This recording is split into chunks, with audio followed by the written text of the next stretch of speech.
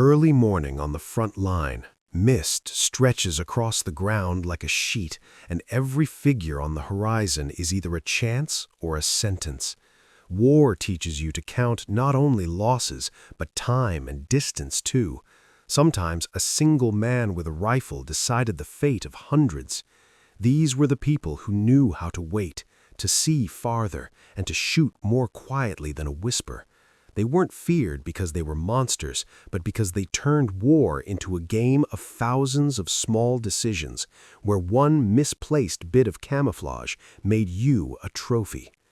This is the story of 5 World War II snipers whose names ran along the front in whispers, whose shots disrupted operations, and whose stories read like cinema: cold-blooded skill, despair, craft, and the price of every hit. But before we get to their names, you need to understand why snipers were elite and how they were chosen. Soldiers went into attacks en masse, in columns, under the shield of machine guns and artillery. The sniper waited. To be a sniper was to combine the best attributes of a hunter and a scout: exceptional marksmanship, cold steadiness, the ability to read terrain, mastery of camouflage, and the skill to live in the shadows for long hours. Selection into sniper detachments usually followed strict criteria. Selectors looked not only for a shooter who grouped rounds tightly on a target, but for someone who could sit motionless for hours, not flinch at a shell bursting nearby, and maintain a cold, watchful focus. Training included practice shooting at various ranges, camouflage drills, position work, and the shoot and scram technique. Take the shot and vanish before the enemy can count your traces. A sniper often worked in a 2-man team with an observer who could see farther and calculate wind and distance, or alone when the mission demanded absolute stealth. And crucially, a sniper had to be a psychologist. A target was not always just a military objective.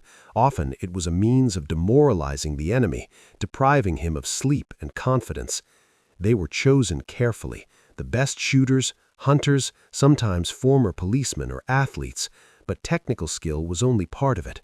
The most important thing was the ability to be invisible, to endure patience at the limits of human tolerance, and to accept that each shot left a trace on the soul. And now, them.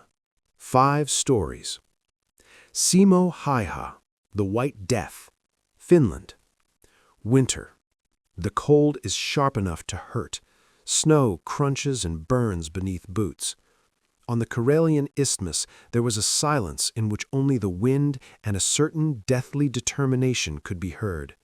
Simo Häyhä, thin, wrapped tight in white, was almost invisible. He used an old Finnish rifle with an aperture sight, but often went without optics at all. A mechanical sight caused fewer glints, and snow and frost demanded simplicity. He would lie in ambush for long stretches, burrowing into the drift so snugly that only a tiny eye remained for aiming. The enemy saw only trails that led nowhere. In a short, brutal campaign, he fired hundreds of rounds and became a legend. His opponents called him the White Death. Why did they fear him? Because he could be anywhere: on a hill, in a ravine, behind a mink coat by the road. He did not seek honors. He sought survival. His words were simple and without pomp. I simply did what I was taught. I did not think about the count. I thought about survival. Those words are not a flourish of heroism, but the daily truth of a man who knew that every morning on the front was both a chance and a risk. A Smith operation could not go through if Häyhä stood in the line of sight. Late recon teams returned without reaching their goals because a single, coldly delivered shot cut the supply route. Soldiers knew, in that white emptiness, you could not move without caution. You could not show a silhouette, because where it seemed empty, he was there. Vasily Zaitsev, the Stalingrad hunter. Soviet Union. Stalingrad. The city was charred. Jagged walls, smoke, corridors of brick, and within those ruins operated a man who read space like a hunter reads a preserve. Vasily Zaitsev was a former Ural hunter. He understood where beasts shelter from the wind and how to tilt your head so a beam of light would not catch your eye. He built ambushes where others saw only rubble. His aim was not just tallying kills, but influencing the enemy, breaking a unit's confidence, delaying advances, forcing the opponent to sit in trenches, waste time and resources. He told his pupils, "A sniper is not the one who shoots well, he is the one who knows how to wait." That sounded like a rule and a creed. The legend of Zaitsev's duel with a German master sniper entered the myths of the time. The Germans sent their best to drive him out of certain sectors, and again they failed. When burned couches and children's toys lay in the streets, Zaitsev chose a window, a crack in the brick, and fired where the enemy thought himself safe. His work turned ruins into hunting grounds, where one man could change a regiment's plans. His words are lessons in patience, and Germans who heard his name avoided the ruins where he might be. By command order, some units rerouted to avoid his zones. Often the only protection was simply, "Do not approach." Ludmila Pavlichenko, Lady Death. A townhouse turned trench, and a young woman with a rifle turned skepticism into respect. Ludmila Pavlichenko arrived at war at age 20, and soon her name became a nightmare for the enemy. Her count reached 309 confirmed kills, making her one of the most deadly snipers of the war. Snipers do not like publicity. Sometimes their deeds stop being secret anyway. Pavlichenko was known and feared because she was methodical. When German units learned about a woman sniper they could not lure out, they tried provocations, barriers, and decoys. She answered with precise fire. Her famous speech in the United States after a diplomatic tour shocked audiences. "I am 25 years old. I have killed 309 fascists. Does it not seem to you, gentlemen, that you have been hiding behind my back for too long?" The line was both a challenge and a prick of conscience. Why were they afraid of Pavlichenko?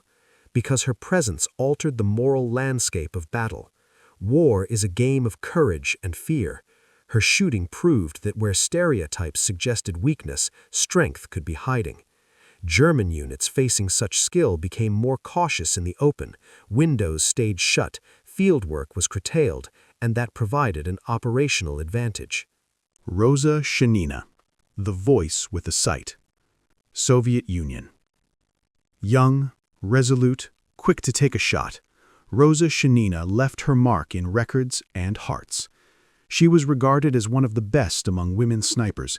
She operated with cold accuracy and extraordinary bravery.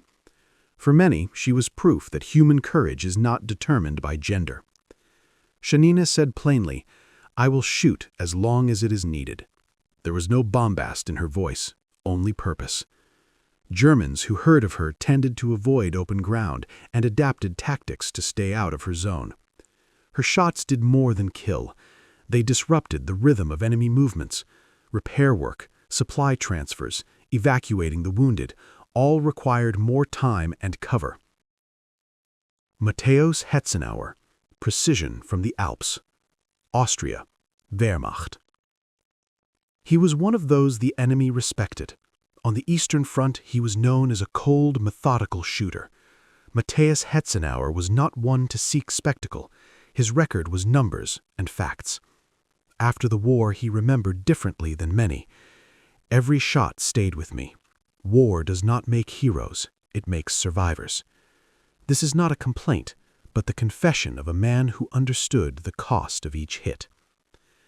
The Germans feared him because he knew how to craft the perfect position in mountainous terrain, cover, sight lines, and distance from supply routes. A sniper placed on such ground could stop a convoy, disrupt an advance, or force the enemy to delay an operation by a day. And in the sweep of war, a day is eternity. Why soldiers sometimes couldn't reach certain points. There are places on the front that become dead zones. This is not myth or dramatic flourish, it's reality. A small roofline, a window frame, a ruined tower, and suddenly the route that a supply detachment must take is blocked. A sniper sets his sights on those spots and renders them inaccessible. Soldiers couldn't approach because a single shot could take down a dozen at once, and a crowd only increases the chance of casualties. When people say a sniper stopped a unit, they mean he made the mission impossible without heavy losses. Commanders sometimes took risky detours, laid artillery, filled passages with rubble, measures that cost time and men. All of that demanded resources commanders were reluctant to spend. In the camps forming storm groups, soldiers whispered, "We're not going there. There's a sniper." That was straightforward survival tactic. The cost of the shot. Each of these people paid a price. Being a sniper meant carrying not only a weapon, but the weight of decisions. Killing is not a crime in war, it is a job, but each confirmed hit left a mark in memory. Some returned from the war into silence. Others admitted that they did not feel victory with each strike. Still, the effect of their work is undeniable.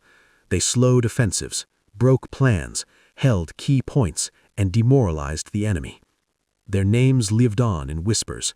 When the square announced that that sniper was active in a sector, people changed routes, shut windows, and avoided risky moves.